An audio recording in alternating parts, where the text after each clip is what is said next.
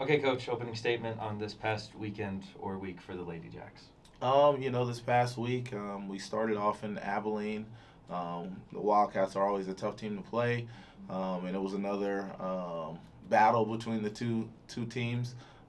We got down early in that one, but I did tell our team at halftime. I felt like we were taking the right shots. We just weren't getting into our offense quick enough.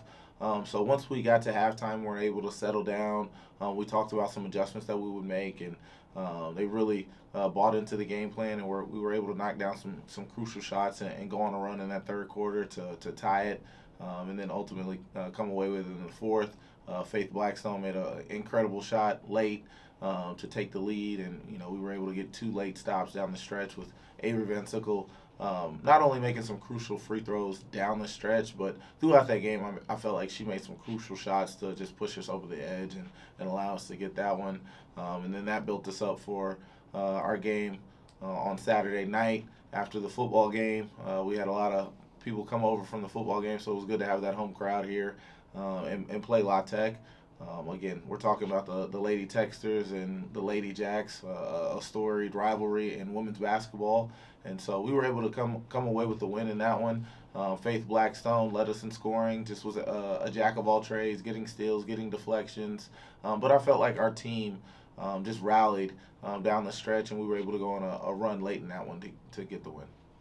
Over the past few games, already the veteran, I guess, experience from Faith Blackstone and Ashlyn Traylor Walker has really shown, maybe more on the Faith Blackstone aspect, but Ashlyn has definitely had more off ball moments that have shown up more so far this season. Talk about those two, because I think she could double check me, but I think there's two milestones for both of them coming. No, sorry, one for Faith, one for Ashlyn.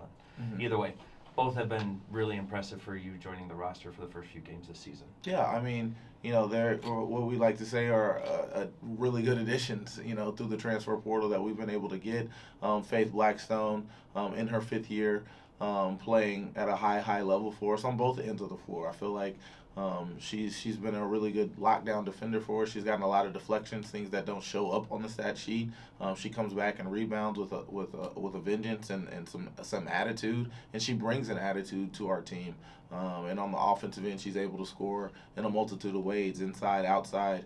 She gives us a real good offensive punch. And then you have Ashlyn, who I feel like it just plays with such a hard motor, and that's what is the secret to her sauce, is that she just plays so hard all the time. And sometimes that gets her in foul trouble, but as a coach, I'm going to live with that because she's playing so hard and she's so relentless to do whatever it takes to get the win. So she's one of those players that doesn't matter what the stat sheet looks like, and does stuff, like I said, that doesn't show up on stat sheet. She does a lot of hockey assists, so she'll create the domino effect to our one more passing that leads to a shot, and she doesn't care because her team is being successful in those moments, and that's what I love about her. And her and Faith alike have allowed us to get a lot better. Amanda?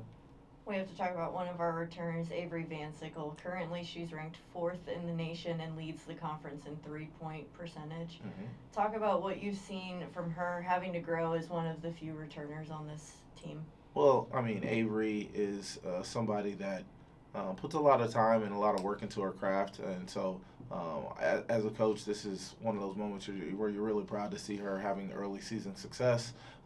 She's put a lot of work into it, like I said, but as a basketball player, she's a competitor. As great of a kid as she is, when she steps inside that rectangle, she's ready to get after it and she's ready to compete. And that's what you love about her, And so her being able to shoot the ball well has led to our early season success. We hope she keeps that going.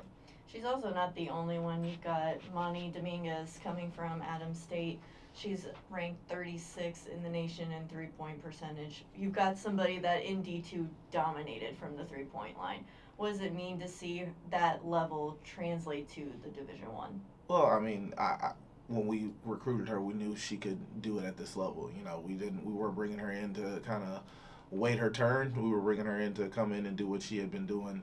And like I told her, I don't want a watered down version. I want you bring your swagger, everything that you had at the Division II level to this level, because I think it can translate, and I know it will. If you just buy into kind of what we were trying to do. And she's one, like I said, also, that's the great thing about this team is everybody's bought into what we're trying to do. Everybody's selfless. And so I challenged her on the defensive end, and she's really been bought in from the defensive end. And I know she's, whatever you said, 36 in the country as far as three-point percentage, but she'll take some shots, at the end of a quarter, end of a half, just to try and give us a chance for another bucket. She doesn't care about, her percentages or anything like that. We know she's an elite shooter, and she's going to, get us shots and get us points whenever she can.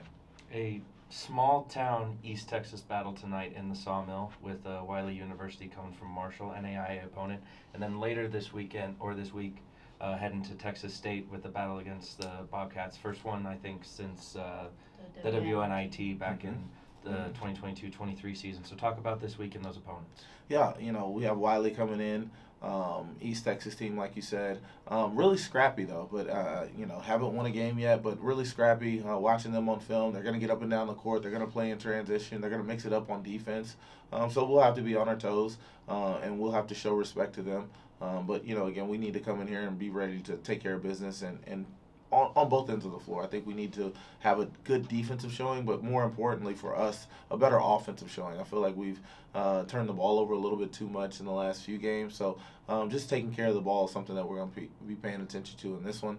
And then we're going to go on the road and play Texas State, who's a really good team, has been a really good team, like you said, has been in the postseason for a number of years here consecutively, played against them here in the Sawmill.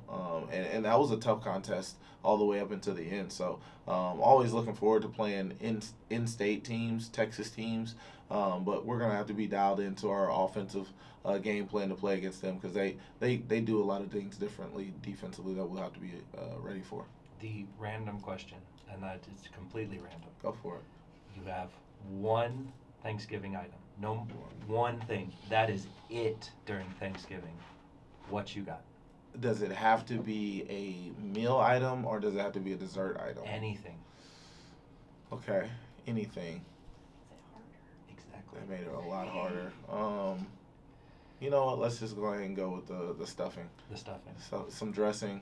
Can I have gravy on that? Is that allowed? Yeah. Okay. Yeah. If it comes with it, I think you're in the clear. Okay, we're good then. So I appreciate that. So yeah, we got stuffing on the deck for next week, but this week on deck, Wiley University at home tonight, 6:30, and then Texas State on Friday at 7 p.m. Coach, thanks for the time. Appreciate it. Axum Jacks.